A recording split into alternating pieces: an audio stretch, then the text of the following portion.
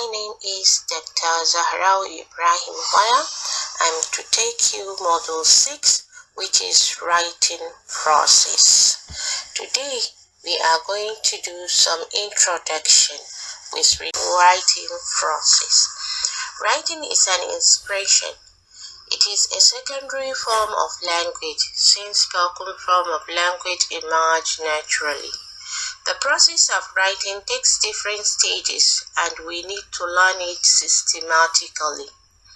Writing process requires moving back and forth between the simple stages and the more complex one. It also needs cross-checking along the way in order to make it perfect, especially if you are writing a long phase of project. You need to break it down into smaller pieces, plan it, and make it manageable. Therefore, each type of writing, like essay, composition, letter writing, etc., has a unique guidelines which will help you to know how to write a good piece of writing. You need to prepare before writing to save time and become focused during the writing process. It means you need to have a careful planning, because writing is very important to understand so many things that are involved in it. Thank you. Writing process. Writing process will help you to have a very good piece of writing. I'm going to explain each stages involved into the following subsection. Number 1, preliminary stages. You need to think of the idea first on what to write about and the purpose of the writing it. Write it down, keeping in mind the kind of audience you have. Do not leave a single idea that comes to your mind. Make sure the idea goes along with the single writing. Pre-writing stage. Explore your ideas using a method that will suit you best. Then decide how to arrange those ideas chronologically. Make some research through books, website, media interviews to have an idea on how to organize and draft your writing so as to guide you. Because whenever you are trying to write a piece of writing, you must know how to do it. And the only way to do it is for you to prepare first, then to make some arrangements as I explain now. Thank you. Hello students, today we are going to discuss writing stage. Having explained the pre-writing stage, now we are going to look at how we can start writing. First of all, we have to gather our idea carefully and make a draft of your writing. Revise several times to make a final draft. In the final draft, make sure you choose your word carefully. The sentences and the paragraph are formally formed. Try to remain on track of your idea. Never deviate from the original plan. Add information where necessary.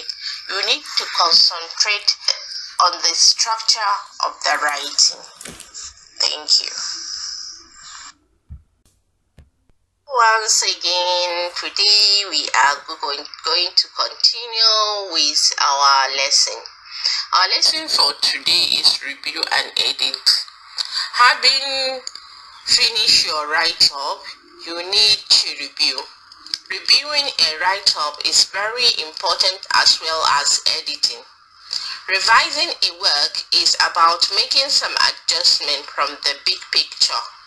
You need to reflect back on the question on words choice using correct collocation. Have you used paragraph break well? Have you met the desired word content? Is the flow of ideas well formed? Is the subject matter well articulated? Is there any need for rearrangement, etc.? Then you edit where necessary. However, editing is different from revision and need to be done after revising. In trying to edit a work, you need to go line by line. Make sure word spelling are right and no tautology. Phrases and sentences are grammatically constructed and clear to understand. Check on punctuation mark like commas, full stop, etc. are in right place. So you can see that whenever you want to have a good write-up, you need to review it and edit it before you get the final draft. Thank you. Student, today we are going to do this presentation stage. The presentation stage is the stage whereby you need to present your paper or writing. Whatever you did, maybe if it is a project, if it is a paper, if it is a letter writing, whatever, you have to proofread it. At this stage, before presentation, you need to do proofreading. As a writer, you need to go through and make sure all the corrections are done, including formats like font size, merging, line spacing before the final copy, because by proofreading, it is when that you understand if there is any mistake, then you correct it. Hello students, today we are going to look at outlining and composition of various texts. First of all, we need to know what is an outline. An outline is to give a description of the main fact or point involved in. And then, composition is the way in which different facts are organized so the text is a written form of speech. So when we look at these three words, we will come up with how can we outline a composition of a text. Now there are different ways of outlining and composition of various texts. It depends on the idea you are writing on. For example, is it a speech or thesis or a paper you are writing? Each of these writing have rules and regulation. For example, in a speech and composition, the organization is based on chronological arrangement of ideas, evidence, incident, in order to make a good perception of the idea or form of your speech or essay. As explained earlier in writing process, we said that paragraphs may pattern in number of ways. It depends. Certain patterns of organization occur oftenly in form or in combination.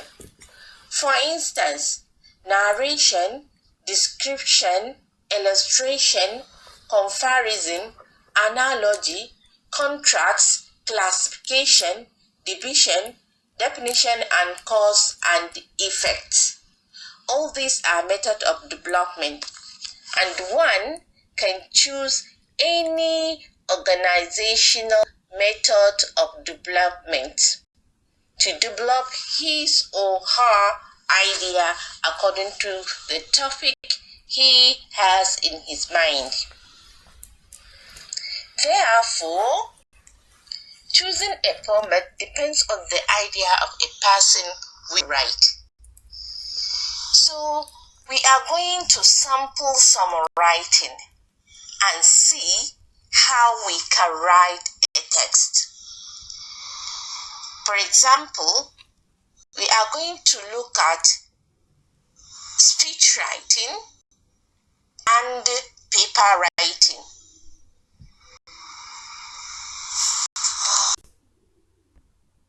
Writing research paper. There are different ways in writing research paper. You may develop your own way or steps as you progress in your research area. First of all, you need to know how you can write a research paper, because you need to know some general guidelines in order to write a good research paper. So, guidelines may help you to write a good paper. First of all, understanding the assignment is the primary priority. For example, you need to know the length of the paper, like number of the word, maybe it will reach to 500 or 600 words. Then formatting, such as font size, maybe you will be asked to write with 12 font. Then line spacing, maybe single spacing or double spacing. Then you need to make some subheading, citation, sources of the citation, time frame, etc. Then after all this, when you understand the assignment, then you come to choose a topic. Choosing a topic is the most important aspect of writing a research paper, because if you don't have a topic, you don't have a paper. There are some topics which are general, so avoid general topics, because it will not give you the exact things that you wanted in your writing. Choose specific topic which will give you relevant information and enough data to satisfy your content requirement for the research. Then another thing is, then if you have your topic with you, then you start researching. The earlier you start researching, the better. After you start researching, then you go through certain literature review. By review, you will get variety of sources. Maybe you will have to look for like textbooks, internet, library, pamphlets, magazines, etc. You may have clue, and then you may clear your misconception of certain things about the topic. This will help you to narrow your focus of your paper. That is to make it more narrower than when you have the topic in the first time. Maybe you have a broad thinking, but by reviewing, then you will come to narrow your topic. And through that literature review, it is saying that you will come to know which gap do you want to fill in your paper. And at the same time, information you obtain into your own, you have to write it into your own words. Then compile list of potential sources for the use later in your project. Once you have the list arranged in each chronological order to make the information flow directly as it's happened. Draft an outline, because outline is very important. When you draft the first outline, it will help you to organize your paper properly, because a good paper presentation is made out of the good draft of outline. Then a good paper statement contains all the important part of the discussion detail. That is, the outline can be drafted on the topic of the research. That is the first draft. Write a draft letter after being thorough with all your review.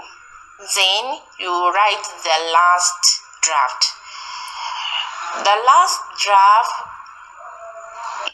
include proper setting. That is, you have to properly start it with introduction, then the purpose of the paper, Introduction includes the introduction of the topic and what you intended to do on the paper. Then the purpose of the paper, you write it. Why do you want to write that paper? And on what basis do you want to write the paper? Then the body of the paper, including citation and information you gathered. Then you write conclusion as well as finding of the paper, which is the contribution of the paper. Feel free to say your opinion or interpretation. It will help the reader to have a big picture of the paper. Proofread and edit to come up with the clean final draft of the paper. This is how you write a paper. After finishing all this, then you come to write references. References are the citation and the source you get your information from. And there are different ways of writing references. There are ways in formatting style for citation of the source. That is, we have APA style, that is APA, American Language Association, then MLA, that is Modern Psychological Association. The above link here explains the unique formatting guideline for each style and how you can use it to make a reference at ease. So, if you want to know more about this APA style and the MLA style, you can Google them and get it from internet, and you will see how you can do it properly. But before then, let us look at and do some references of some books and papers and some of the web citation. For example, if you are to have some guideline about this link, if you want to write a reference of a journal, then it has some requirements. These requirements are as follows. Number 1, you have to write the author's name followed by the initial. That is, the surname comes first with comma, then followed by the first name and maybe the second name. Then year of publication in parentheses. Then title of the paper, the name of the journal in full, and italize it. Then the volume number of the journal in numerals. And the number 6 item there is the pagination of the article, first and the last page. The punctuation and the capitalization shall be as in the example. This is how you can write it. Example of how you can write the journal, article, and the website citation, as well as the published materials are provided in the slide. Thank you. Hello students, today we are going to look at what oral skills are. Oral skills allow us to communicate effectively. There are 4 speaking skills as follows. We have vocabulary, fluency, pronunciation, and grammar. Oral skills are speech foils that are used to produce clear sentences that are perceivable to an audience. So effective verbal communication skills include some of the following: speaking clearly, asking for clarification, active listening, recognition and responding to non-verbal cues, using humor to engage audience. For someone to acquire oral skills, must know how to articulate the consonant and vowel of a language, which is under the study of phonetics. Today we are going to look at reading strategies. Now, first of all, let us see what strategies mean. Strategy is a plan that is intended to achieve a particular purpose. Therefore, reading strategies is a plan to improve student ability on how to read. There are 7 cognitive strategies that are effective in reading. First of all, what are the cognitive strategies? Cognitive strategies are the mental processes used to teach a student how to construct and extract meaning from the text and create knowledge structure in long-time memory. Now, knowing these cognitive strategies, then we are going to look at how we can improve reading for students. There are 7 cognitive strategies effective for reading. These strategies include activating, clarifying, selecting, inferring, monitoring, questioning, sorting, summarizing, visualizing, and organizing. These are the 7 cognitive strategies of reading. Therefore, if a teacher wants his student to realize how to read perfectly, he must use these strategies in order to make sure that the students learn how to improve their reading. Thank you. Hello students, once again I come back here. Today now we are going to continue to explain these strategies, that is cognitive strategies. According to Presley and Applebatch 1995, they define these cognitive strategies as follows. 1. Activating is framing the cognitive form. What this means is that how your mental capacity is set up in order to recall relevant prior knowledge and experience from long-time memory in order to extract and construct meaning from the text. Therefore, for someone to understand the concept of text, he must have his mental capacity set up in order for him to understand the meaning of a text. Then the second one is empowering.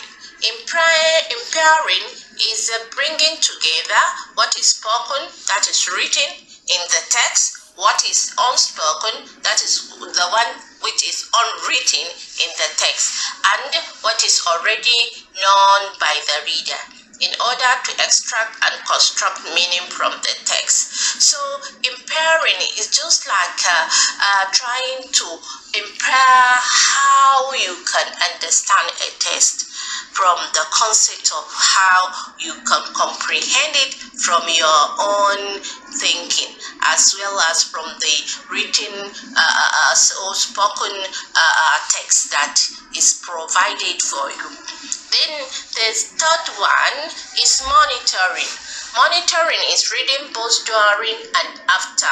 That means monitoring and clarifying. So reading both during and after the act of reading for the purpose of determining if one is comprehending the text, combined with the ability to clarify and picks up any mix-up. So for someone to understand a text, he needs to monitor what is there in the text and what is the purpose of that the text. And then after comprehending it, then he will combine it with the ability of the clarification.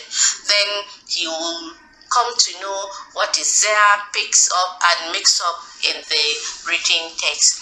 Then the number 4 is questioning.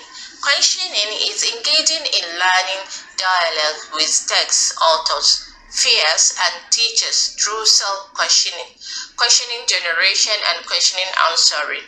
That is, if you want your student to understand a text, you need to be asking question. From there, they will understand what it is in the text itself, and then they will understand how they can give answers out of the text. So it is a very concept that will make sure that your student understand the concept of the text that you taught them. Then the number 5 is sorting and selecting. Searching a variety of sources in order to select appropriate information to answer question, define words and terms, clarify misunderstanding, solve problem, or gather information. So when you are selecting and searching a variety of sources, you make sure that there are some certain appropriate information that you need to answer their question, and then to come and understand how you can clarify that question to make it more, to solve a lot of problem or the gather information. So the number 3 is summarizing, restating the meaning of text in one own. What I mean by this is, if you are summarizing is restating the meaning of text in one ounce word, different from those used in the original text, because it is only when you understand the text that you can be able to summarize a text, because from there you will be able to use your own words to make the summary. If you don't understand a text, you can't be able to summarize it. Then visualizing and organizing, which is the number 7. So in this concept, constructing a mental image or graphic organizer for the purpose of extracting and constructing meaning from the text. So sometimes when you are reading a text, you imagine how the way you are reading it, you imagine how the story is, by making certain image in your mind and making it to be like a visual concept which you can extract the meaning out of it. So this aspect help a lot in reading strategy. Thank you.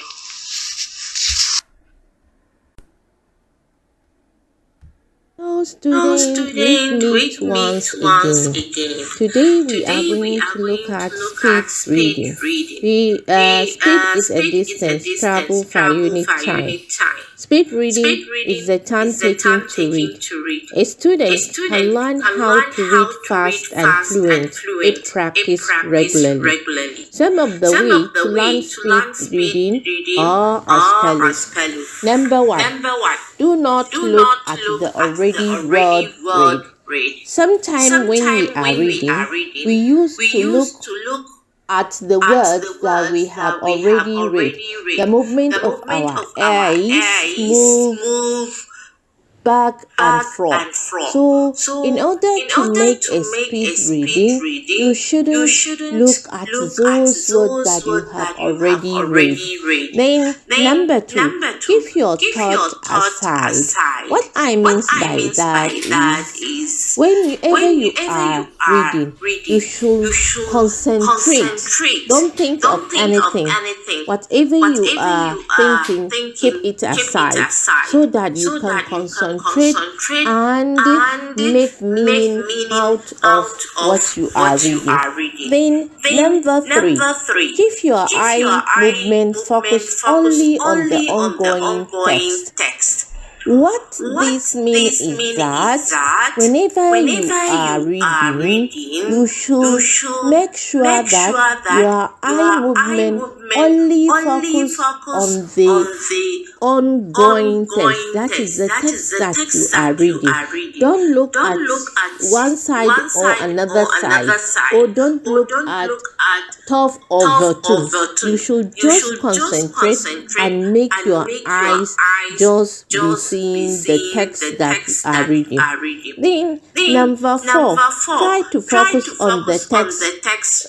Restrict your eye movement. So basically, what this means is that whenever you are trying to read, you only focus to the text that you are reading.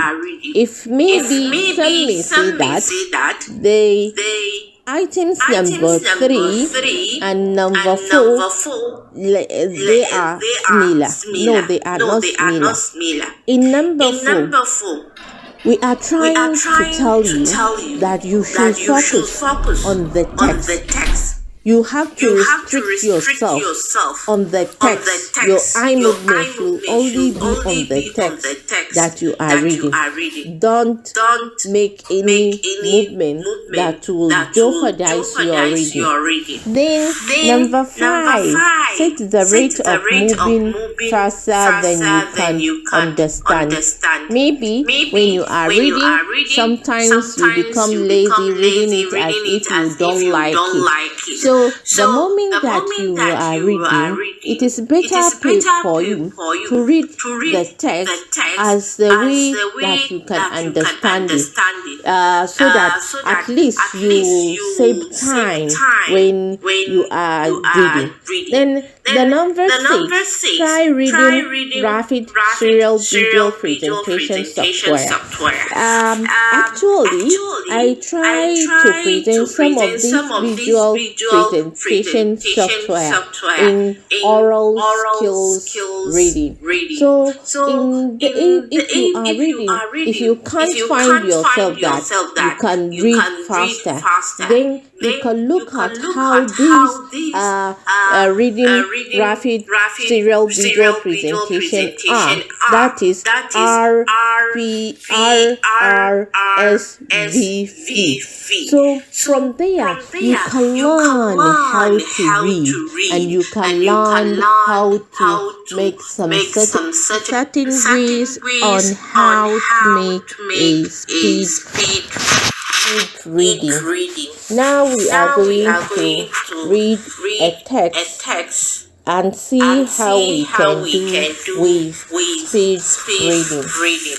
Now, our topic is the complexity of the internal semantic structure of the near-synonym set.